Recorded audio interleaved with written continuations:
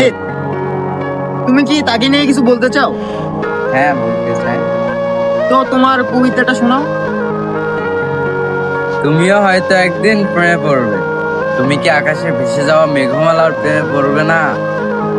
হয়তো পড়বে। মেঘমালা হয়ে বিশাল আকাশে ভেসে যেতে ইচ্ছা করি। তুমি কি রিমঝিম বৃষ্টির প্রেমে পড়বে না? হয়তো পড়বে। সাদা কাপড় রূপার নুপুর পায়ে বৃষ্টিকে জড়িয়ে নিতে ইচ্ছা করি।